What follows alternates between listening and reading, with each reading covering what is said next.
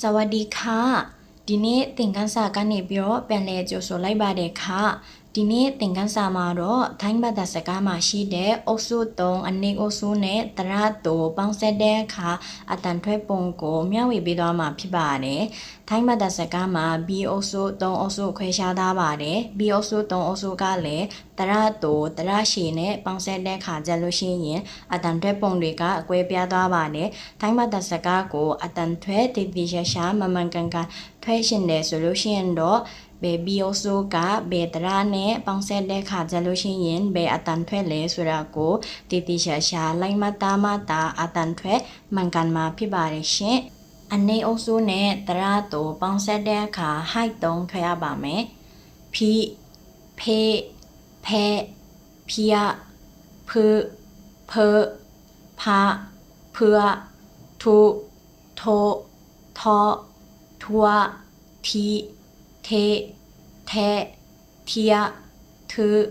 เธอทาเทือชูโชชอ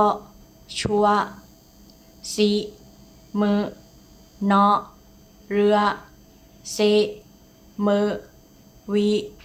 ลีเซมาเวเล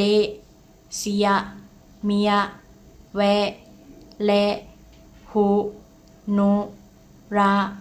ยูเฮโนริยายา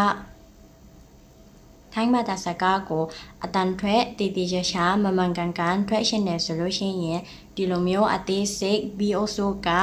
တရတူနဲ့ပေါင်းဆက်တဲ့အခါဘယ်အတန်ထွက်လဲဆိုတာကိုလိုက်မှတ်သားဖို့မမီးနဲ့နော်ထိုင်းဘာသာစကားကိုအရှိခံကနေအစားတည်တည်ရှာရှာလေ့လာရှင်တယ်ဆိုလို့ရှိရင်ဒီရဲ့ channel ထဲမှာအသေးစိတ်ကအစားတင်ထားပြပါတယ်ခါထိုင်းဘာသာစကားကိုဆက်လက်မျှဝေပေးသွားမှာဖြစ်လို့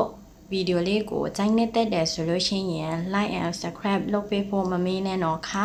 နောက်ထပ်ဗီဒီယိုလေးမှာပြန်လည်တွေ့ဆုံကြမယ်တော့ခါขอบคุณค่ะ